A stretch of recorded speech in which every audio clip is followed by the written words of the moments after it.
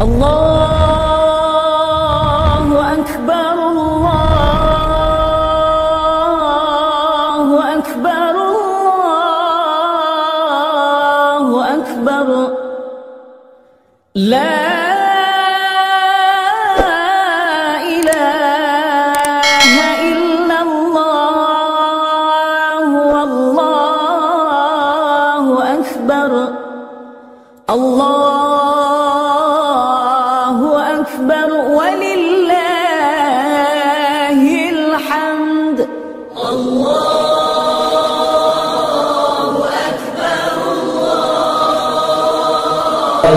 Kata sambutan dari Ketua Masjid Asy-Syuhada yang akan disampaikan oleh Bapak Haji Khairul Saleh.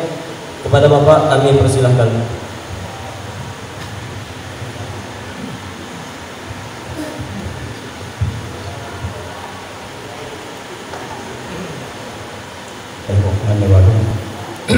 Assalamualaikum warahmatullahi wabarakatuh. Alhamdulillah, alhamdulillahirabbil alamin. Assalatu wassalamu ala asrofil anbiya'i wal mursalin wa ala alihi wa sahbihi ajmain. Amma ba'du. Allahu akbar, Allahu akbar, Allahu akbar. La ilaha illallah, Allahu akbar, Allahu akbar walillahil hamd.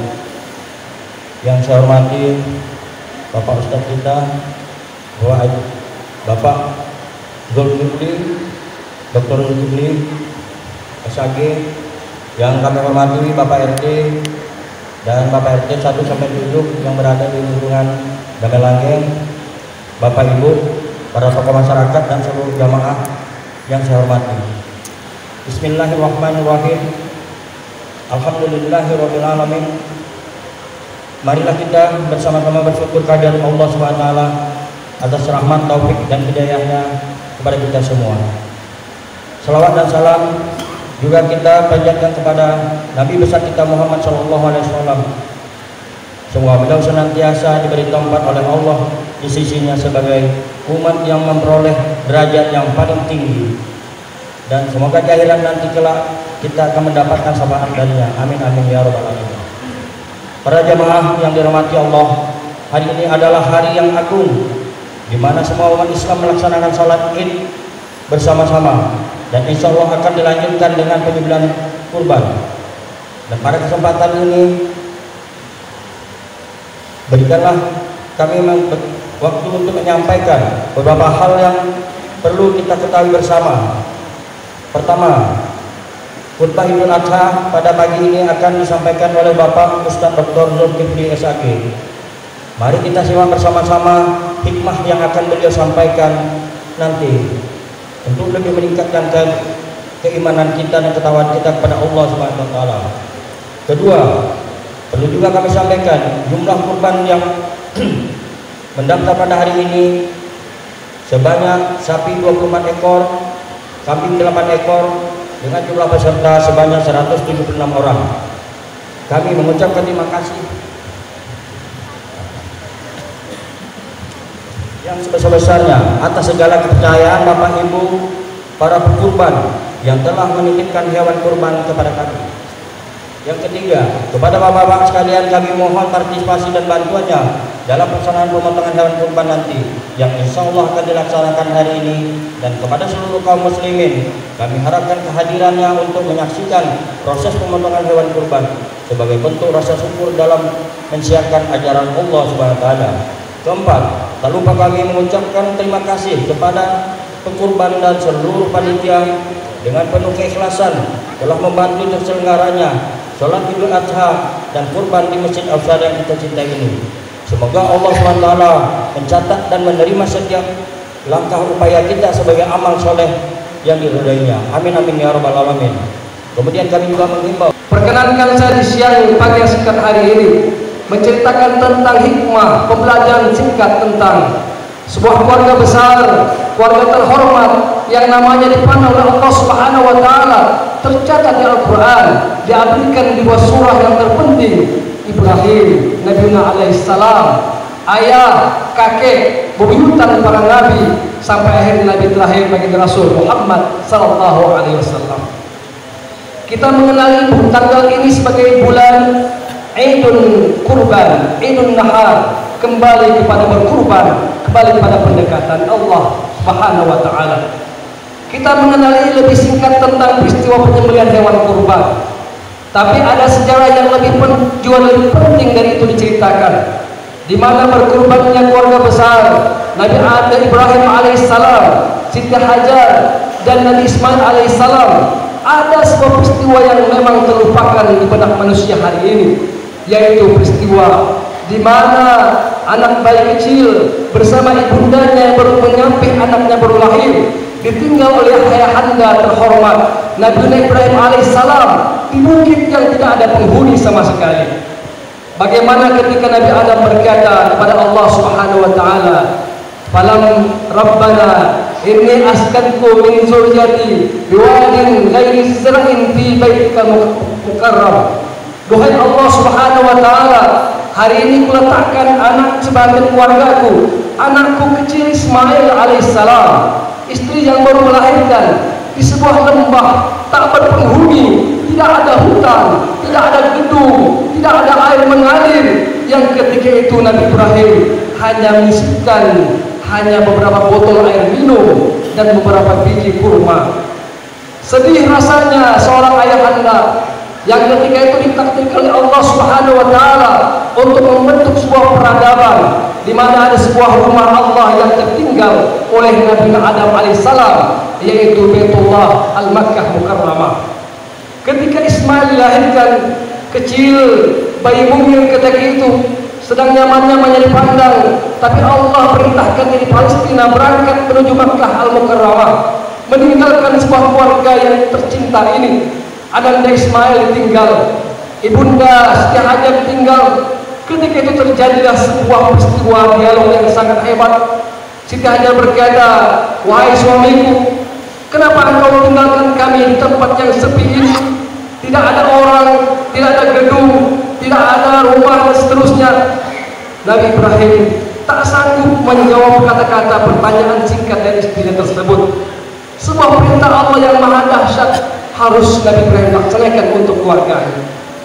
Yang kedua kali Siti Hajar berkata pada suaminya, "Wahai suamiku, akankah engkau tinggalkan kami di lembah yang sunyi ini?" Nabi Ibrahim pun tersecah, tak mampu dia menatap wajah anak istrinya. Dia terus menuju ke tempat Palestina, tempat kembali. Akhirnya Siti Hajar berkata, "Adakah ini perintah Allah Subhanahu wa taala?" Ketika itulah Nabi Ibrahim berkata, "Iya, ini adalah perintah Allah Subhanahu wa taala." Istri tercinta salehah berkata, "Kalau Allah yang berkehendak, maka Allah pasti menolong kami semua." Ma'asyiral muslimin, Bapak Ibu kaum muslimin yang dirahmati Allah Subhanahu wa taala, sebuah catatan di mana istri salehah yang menjadikan kita pedoman hari ini, betapa hari-hari krisis para ibu-ibu, krisis para istri-istri yang punya gaya hidup sosialita, kehidupan gaya jet set, wanita-wanita hebat yang butuh kehidupan mewah, gelang besar, kalung panjang, telinga beranting, cincin ada di mana-mana. Suami-suami akhirnya punya data hutang di mana-mana karena kelakuan istri yang tidak mengikuti alur cerita Nabi Siti Hajar alaihissalam. Siti Hajar bukan letakkan di sebuah perumnas TP36. Siti Hajar bukan letakkan di sebuah gubuk yang ada rumah, tapi letakkan sebuah lembah tanpa penghuni. Gak ada satu warga manusia ada di sekitarnya, tidak ada air mengalir, tidak ada pepohonan yang berbuah, hanya ada secuil kurma dan beberapa botol minuman yang ditinggalkan Nabiullah Ibrahim alaihissalam. Tapi tegar istri soleh berkata, kalau Allah yang berkehendak, maka pasti Allah akan menolong kita semua. Maka catatan inilah yang menjadi pedoman pandangan hidup bagi seorang ibu, bahwa dia sesungguhnya adalah istri salehah yang harus taat kepada suami yang saleh yang mentaati Allah Subhanahu wa taala sekalipun dalam kehidupan yang sangat sederhana. Terlebih kalau seandainya rumah sudah ada, kendaraan punya, segala semua ada, maka tidak ada alasan lagi seorang ibu istri tercinta menuntut lebih pada suaminya. Ma'asyiral muslimin wal muslimat yang dirahmati Allah Subhanahu wa taala. Selebih itu ternyata tidak selesai perjuangan Siti Hajar pada waktu demikian. Ketika suami telah jauh berada di ujung nur mata tak bisa memandang, di Palestina yang jaraknya jauh dari kota Mekah, ia tak berhenti ketika itu. Air minuman habis, kurma tidak ada, anak pun menangis, maka tidak ada kecuali pertolongan Allah yang diharap. Sambil dia bekerja berlari dari kecil menuju tempat mungkin ada orang yang menolong. Dia berlari antara bukit Sofa ke Marwah, kembali lagi ke Sofa sampai 7 kali, yang akhirnya peristiwa haji meletakkan amal sa'i ini sebagai amal rukun haji yang wajib dilaksanakan oleh orang yang berangkat haji. Maka peristiwa yang tercatat dalam sebuah sejarah betapa ada seorang ibu yang membantu semangat anaknya agar bisa minum, bekerja keras banting tulang, tidak hanya berpangku tangan di rumah menunggu gajian suami yang datang tanpa ada upaya juga menambah aset keluarga untuk kehidupan keluarganya. Tapi ternyata hasilnya bukan kerja Siti Hajar, tapi karena Allah Subhanahu wa taala dari kaki mungil Nabi Ismail alaihissalam tergerak oleh malaikat Jibril akan memancarkan air yang dikumpulkan dengan perintah Zam-Zam sehingga menjadi kalimat Zam-Zam yang kita kenali hari ini sebagai air yang indah terbaik yang kita minum di muka bumi ini. Sebuah makna bahwa orang boleh bekerja keras, orang bisa mencari harta di mana-mana, tapi ada sebuah takdir yang harus ditetapkan dari Allah pada manusia yang harus disikapi, bahwa bisa jadi kita bekerja keras banting tulang tapi tak ada makna pendapatan sama sekali. Sebaliknya ada seorang anak bayi kecil yang tak punya tenaga, tak ada pikirannya, tapi Allah berkehendak dari kakinya lah memancar air, sehingga air itu pun menjadi air sejahtera yang kita nikmati hari ini. Bapak Ibu yang dirahmati Allah Subhanahu wa taala, inilah pembelajaran singkat tentang seorang ibu sejatinya yang harus dijadikan tauladan oleh para ibu-ibu. Kemudian tak selesai peristiwa cinta itu singkat yang kita bacakan demikian. Setelah Ismail mulai membesar, yang dididik oleh ibundanya, ibunda hebat yang mendidik anaknya dengan tidak sibuk mengurus dunia saja, tidak hanya mengurus kegiatan sosialitas saja, tapi anak-anaknya dididik dengan hebat, anaknya dipelihara dengan baik sehingga badannya besar, pikirannya sehat, mentaati Allah dan orang tuanya pun mantap. Maka ketika itulah perintah Allah yang kedua terjadi. Bertemunya Nabi Ibrahim dengan anaknya beberapa saat. Dalam mimpinya Nabi Ibrahim ditakdirkan kembali dengan sebuah hujan besar. Falamma balagha as-sa'yu, ketika Ismail sudah mulai beranjak dewasa, bermimpilah Nabi Ibrahim alaihissalam, inni ara fil manam, wahai anakku, saya bermimpi di malam hari, sebuah mimpi Nabi berwahyu dari Allah Subhanahu wa taala, inni asbahuka, saya akan menyembelihmu. Seorang anak kecil yang memang dididik oleh ayahnya dan ibundanya dari pendidikan agama yang hebat, tapi sebuah perkara yang tidak masuk di logika manusia, tapi Allah berkehendak dengan peristiwa besar memerintahkan kepada Ibrahim menyembelih sebuah harta termulia yang ia miliki, yaitu ananda tercinta Ismail alaihissalam. Dari sebuah cinta ini, betapa kita menyadari bahwa kita punya harta, punya simpanan di mana-mana. Kadang kita merasakan bahwa harta itu akan kita simpan sampai ke alam baka, kita akan bawa sampai ke akhirat nanti. Tak mau kita menyumbangkan harta atau berkorban Allah Subhanahu wa taala sekedar seekor kambing kepada panitia agar masuk sebagai peserta berkorban di tahun ini. Jelas bagi Rasul bersabda, man lahu sa'atun wa lam yudahhi wa yuqriban musallana, barang siapa yang punya kelebihan harta, dia sudah cukup untuk makan, cukup untuk beli pakaian, cukup untuk sekedar mungkin menyewa perumahan atau membeli perumahan, tapi dia enggan berkurban, menyembelih seekor kurban. Fala yuribanna musallana, kata Nabi Muhammad SAW, jangan coba-coba mendekati tempat ibadah kami. Sebuah peringatan yang sangat besar. Abu Hanifah mengatakan, maka ibadah kurban itu pun akhirnya menjadi status wajib, kata beliau. Walaupun kata Imam Syafi'i berstatus sunnah kifayah atau sunnah ain. Bapak Ibu yang dirahmati Allah Subhanahu wa taala, kalau kita melihat bagaimana peristiwa yang dekat dengan Allah kepada Nabi Ibrahim alaihissalam, mengorbankan anandanya Ismail, bukan sebuah perintah yang sederhana, yang hari ini mungkin kalau sekedar uang mungkin sederhana.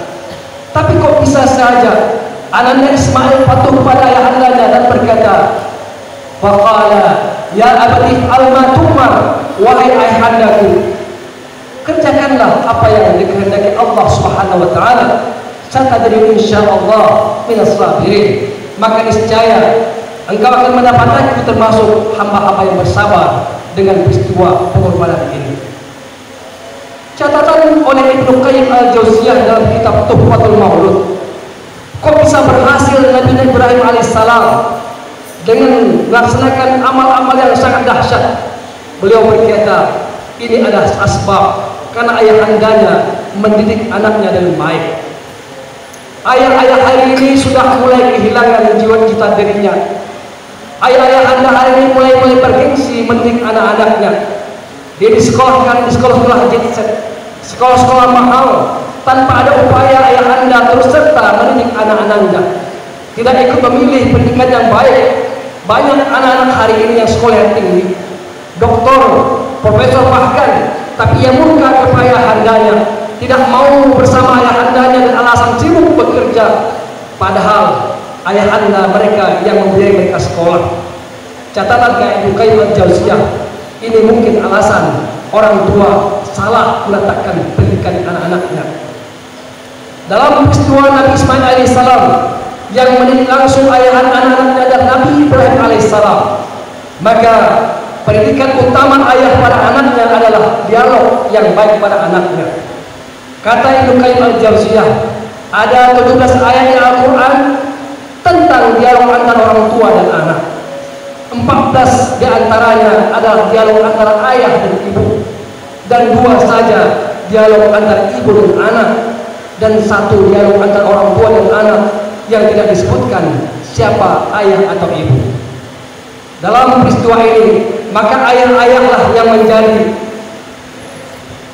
peringatan bagaimana harus melirik Nabi Ibrahim alaihissalam yang telah sukses mendidik anak-anaknya. Kata Ibnu Qayyim al-Jauziyah, anak-anak hari ini banyak kehilangan ayah. Ayah sibuk mengurus perkara kerjaannya, ayah sibuk mengurus tontonan-tontonannya, ayah sibuk mengurus karib kerabatnya, ayah sibuk mengurus masa-masanya, dan ayah sudah melupakan anak-anak didiknya. Maka anak-anak kehilangan ayah, sehingga anak-anak mencari ayah baru. Anak-anak mencari ayah baru. Ayah barunya bisa narkoba, ayah barunya bisa rokok, ayah barunya bisa minuman keras, ayah barunya bisa perjudian. Karena anak-anak tidak lagi menemukan ayah-ayah tercintanya. Ayahnya tidak punya lagi kalimat dialog pada anak-anaknya. Padahal di Al-Quran dari 17 ayat yang disediakan, 14 diantaranya adalah tentang dialog ayah dan anak. Para ayah dan para ibu yang dirahmati Allah Subhanahu wa taala, berhasilnya Nabi Adam alaihissalam mendidik anaknya karena ayah yang sejatinya berada di sisi anak banyak berdialog dengan anaknya, mengajarkan tentang Tuhan, mengajarkan tentang akhlak, mengajarkan tentang agama, sehingga anak-anaknya rela dengan perintah ayah apapun perintahnya, sekalipun perintah tersebut harus menyembelih dirinya. Peristiwa itu berlanjut pada anak-anak Nabi Ibrahim alaihissalam. Ada Ishak, ada Yakub. Ternyata peristiwa tentang dialog ini pun terjadi setelahnya. Allah peringatkan bagaimana salahnya Nabi Yakub, cucu Nabi Ibrahim alaihissalam, dalam berdialog dengan anak-anaknya. Nabi Yakub dari cucu Nabi Ibrahim, banyak riwayat menceritakan ada anaknya 12, ada juga anaknya 14. Terlepas dari perbedaan pendapat, yang ingin saya sampaikan adalah Nabi Yakub cucu Nabi Ibrahim semula tidak mengikuti bagaimana cara Nabi Ibrahim berdialog dengan anak-anaknya. Nabi Yakub cenderung hanya suka sama Yusuf alaihissalam. Akhirnya banyak waktunya terkuras dengan Nabi Yusuf alaihissalam dan melupakan anak-anak yang lain.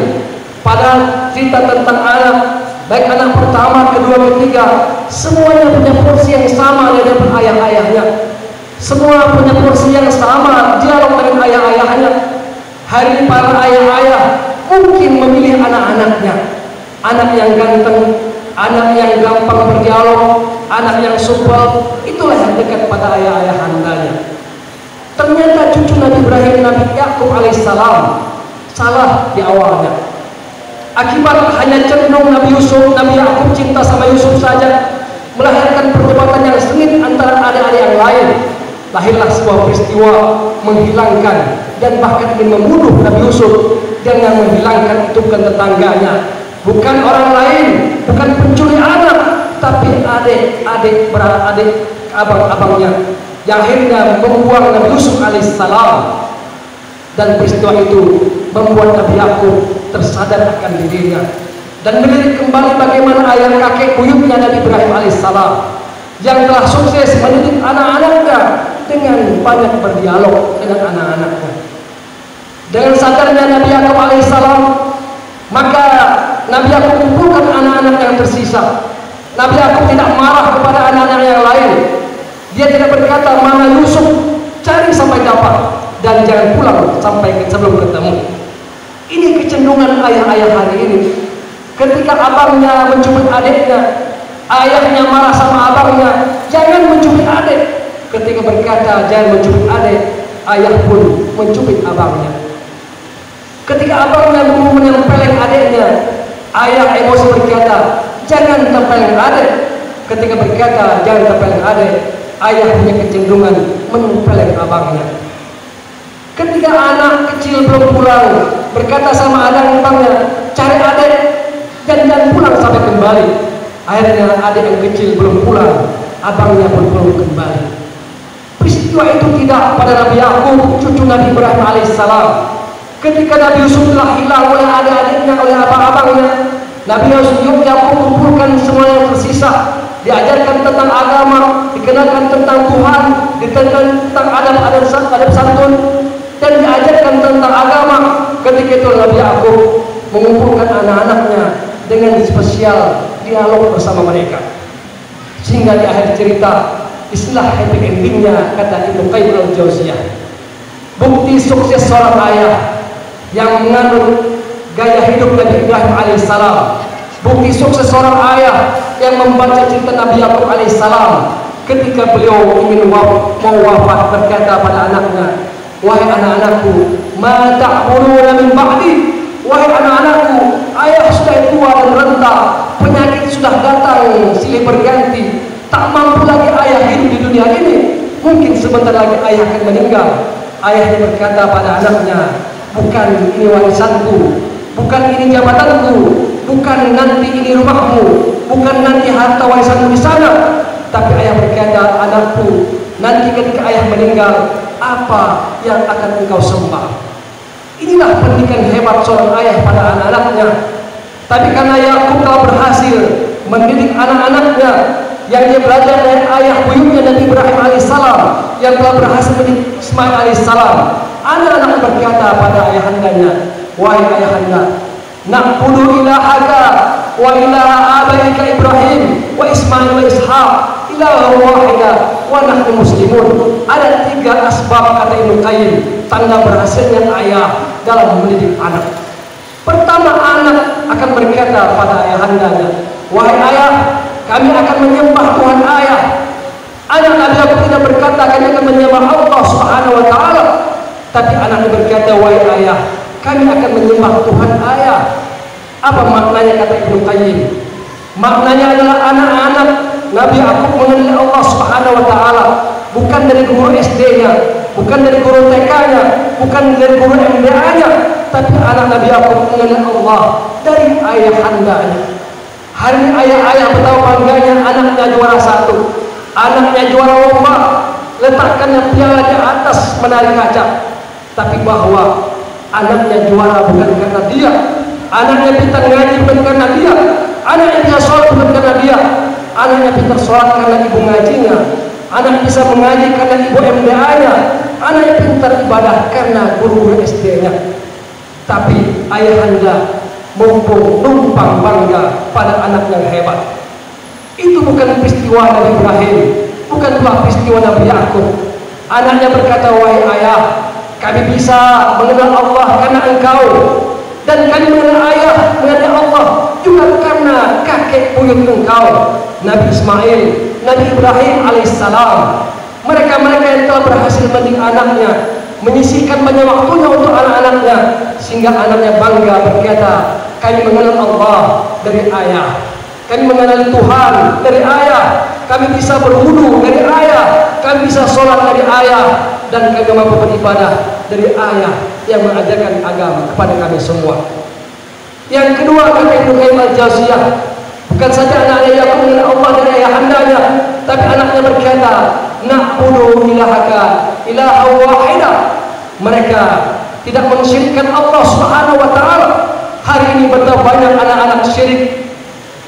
Dia mungkin sholat mentadi Allah Subhanahu wa taala, tapi dia juga menuhankan uang, menuhankan harta jabatan, menuhankan kekuatan, menuhankan masa dan segala sesuatunya, sehingga akhirnya Allah pun diduakan. Anak-anak Nabi Yakub tidak berkata demikian. Na'budu ilaha wahidah. Kami fokus hanya kepada Allah Subhanahu wa taala, tidak ada Tuhan lain. Ada uang alhamdulillah, ada jajan alhamdulillah. Tidak ada uang juga Allah tetap menjadi esa di hadapan kami. Allah tempat zat yang kami minta, sehingga anak-anak pun akhirnya berhasil di sisi Allah Subhanahu wa taala. Yang ketiga, kata Ibnu Qayyim al-Jauziyah, anak Nabi Qad berkata, wa nahnu muslimun. Mereka istiqamah di jalan Allah Subhanahu wa taala. Terus dari kalimatnya berkata, wa nahnu muslimun. Ma'asyiral muslimin dan muslimat, para ayah dan para ibu yang dimati Allah Subhanahu wa taala. Kita masih punya waktu yang banyak terus mempelajari bagaimana keluarga besar Nabi Ibrahim alaihissalam ini sebagai keluarga yang sakinah mawaddah warahmah. Bukan hanya sekedar ayah yang perlu menjadi tauladan, tapi ada ibu yang menjadi contohan bagi anak-anaknya, sehingga Ismail lahir sebagai anak yang saleh, anak-anak yang berbakti pada orang tuanya dan cinta kepada Allah Subhanahu wa taala, sekalipun mata tajam pisau yang akan menggorok lehernya, dia berkata, ya abadi fa'al ma tu'mar, wa ayahanda laksanakanlah perintah Allah Subhanahu wa taala. Semoga kita menjadi ayah yang hebat, ayah-ayah yang sibuknya apapun kita hari ini, baik di kantor atau di perusahaan, baik di sawah ladang atau dimanapun juga, sisakan waktu menelpon anak. Di mana anak hari ini? Apa yang mereka kerjakan? Sudahkah ia mengaji? Sudahkah ia salat? Sudahkah ia beristighfar? Sudahkah ia mencari Allah Subhanahu wa taala? Sehingga kita perlu bangga sebagai ayah bahwa anak yang taat, kita yang mengajarkan mereka semua. Anaknya bisa mengaji karena kita bentangkan sejarah bersama mereka. Kita genggam tangan mereka ketika salat menuju masjid. Ajak mereka bersama kita menyelamatkan iman mereka semua. Karena dengan dahsyatnya teknologi hari ini, anak-anak dengan gadgetnya hari ini, anak-anak dengan HP-nya hari ini, kadang tak mendengarkan azan, bahkan tak mendengarkan suara kita.